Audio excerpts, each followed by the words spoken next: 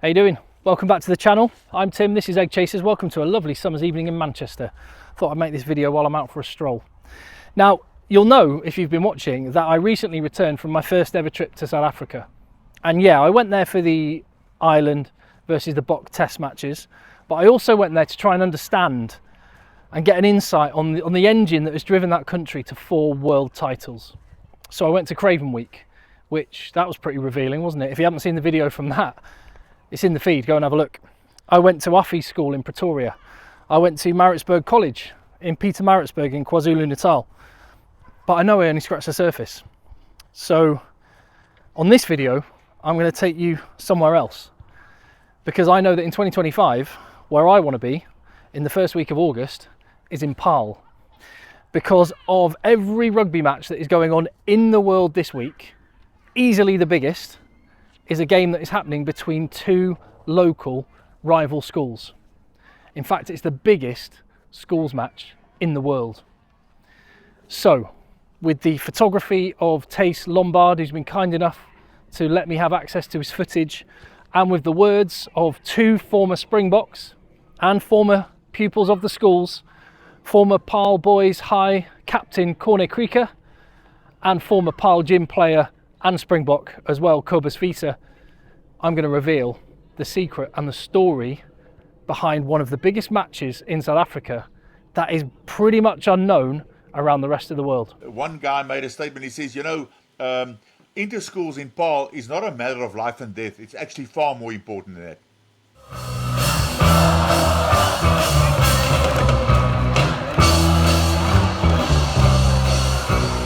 On Saturday, 25,000 people will arrive and watch 4 games on the main field. And it's just incredible a rivalry between these 2 schools. And very unique that they both in the same town. You know, if you look at the Great Bloem, which is one of our most decorated schools in the country, they're in Bloemfontein and they have to play inter-schools against different teams in different towns in different provinces.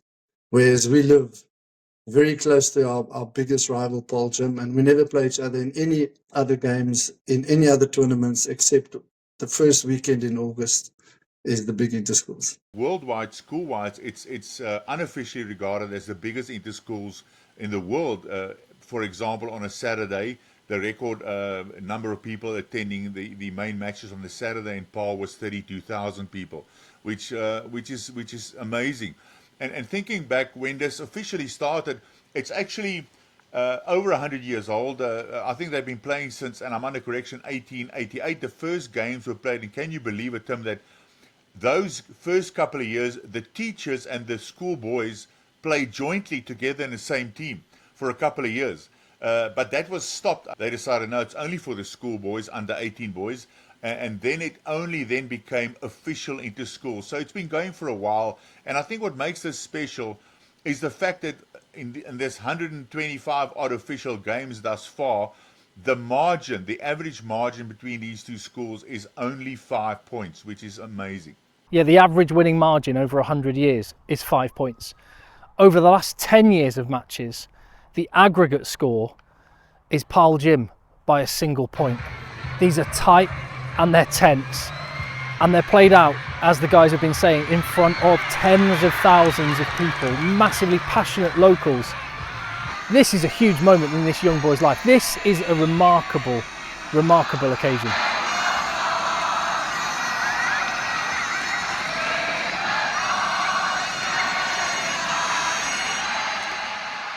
Everything defies this town of Paarl. It splits in 2.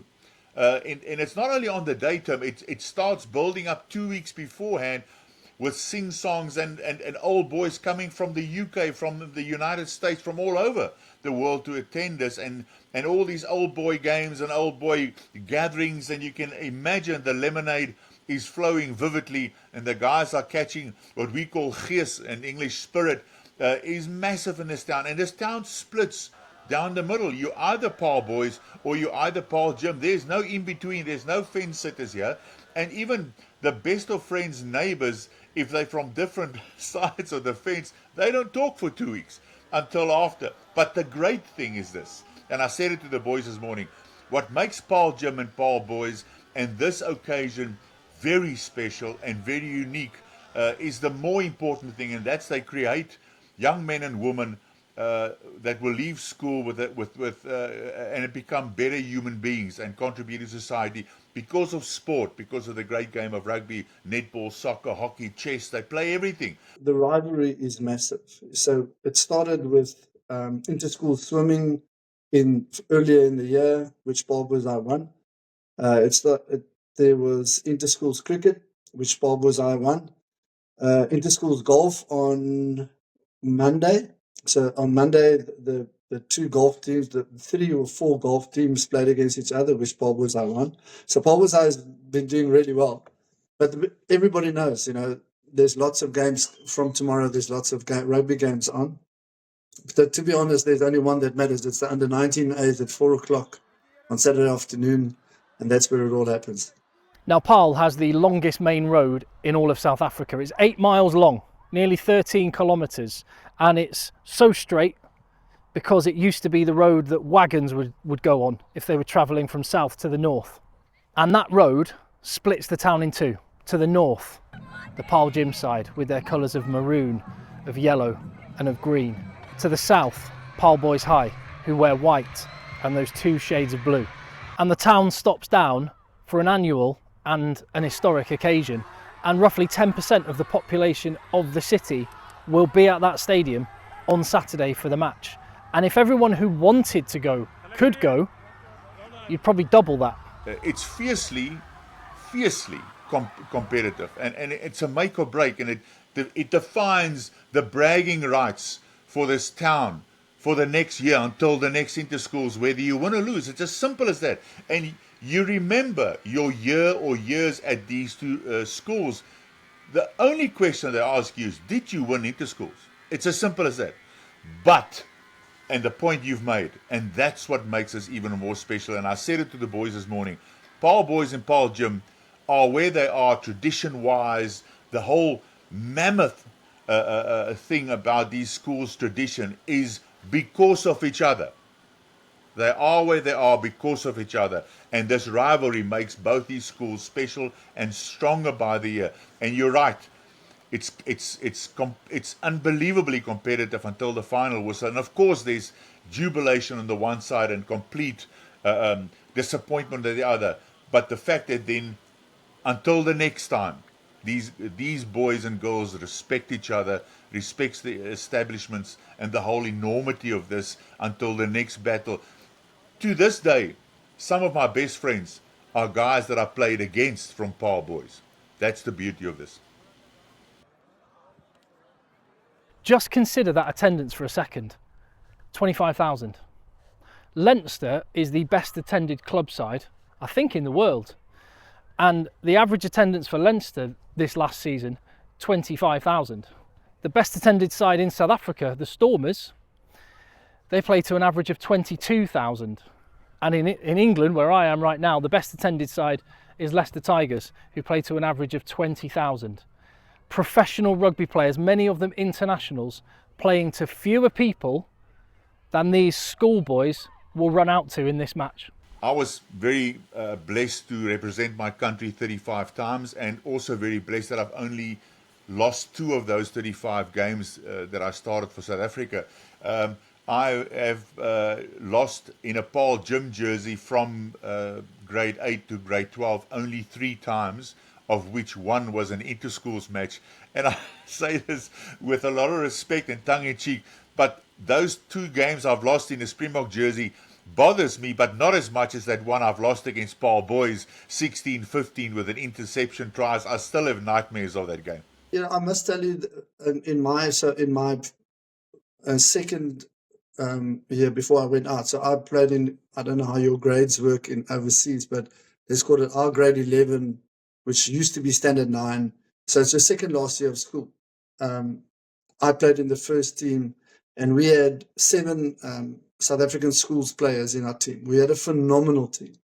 We really annihilated everybody in the country, from the north to the south. We really were unbeaten. It was unbelievable. And Paarl Gym had a very average team. And they wrote in the papers that Paarl Gym needed a miracle. to win this game. But these derbies are, it's always very tight, and because there's so much pressure, it all depends on who can handle that pressure. And I'll never forget, charge down try in the last 5 minutes, and Paarl Gym won the game, and we were devastated. And I remember that day walking out of the changing room, and I couldn't feel my hands. Literally my hands were numb. I was, the pressure is enormous, and it's 25,000 people, as I said. And like you said, for most school kids, they'll never play in front of a bigger crowd ever. If I could compare something close to test match rugby or international rugby, the pressure, the expectations, the build-up, inter-schools is very close, very, very close. It as a youngster, where you're still very inexperienced and so forth, it was unbearable at times. It's not only your own expectations, but of 100 years back, 125 years back, there were Oaks wearing that jersey with the same expectations, the same people wanting them to do well, wanting to win, wanting to perform. So the pressure, not only from within the team, but from outside the team, from former pupils, from the public, is massive. Which in some ways is a good thing, but also in other ways it's sometimes a little bit unfair, So anyway, in my final year at school, I was the captain, and I said to the guys, listen, we need to try and figure this thing out. We need to smile, we need to try and relax. And when we walked out in my second year, we had a very average team. We had lost a few games in the year, and we walked out, we were quite calm, and in the end we managed to win that game 19-17 by hook or by crook, But it's all about the pressure. It's all about who misses the kick here and who misses it. It's literally, it's pretty much like test match rugby. The match will be televised. There have been parachute jumps in the build-up to games in the past. Aeroplanes flying overhead in formation. There's cheerleaders. Quite often, the traditions of rugby get overlooked or taken for granted. You'll see rebrands, and you'll see gimmicks, and you'll see efforts to grow the game which want to change it from its foundations. These schools matches, and in particular the Paarl Derby, is like a time capsule. You see traditions that have existed for the entire length of time that the schools have been running, for the entire length of time that these fixtures have been happening. Relics of the past are held on to and cherished, and it's really amazing to see, and it's a reason why I want to go and see it for myself. Thousands of students will be stood together in the stands in uniform, performing the traditional songs of each school.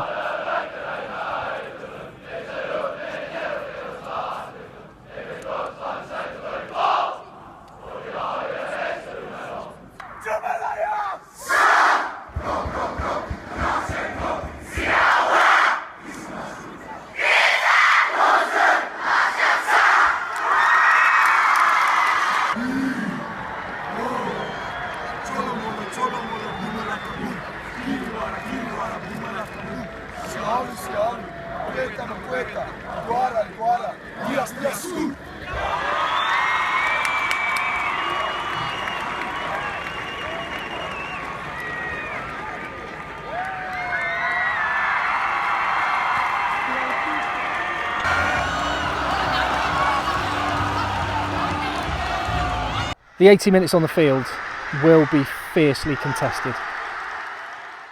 If you have a terrible season and you lose 70 or 80% of your games and you win inter schools, you're a great team. That's the one game you have to win in the year, and it's not fair, that it's judged in that way. But if you win inter schools, you're a very successful team.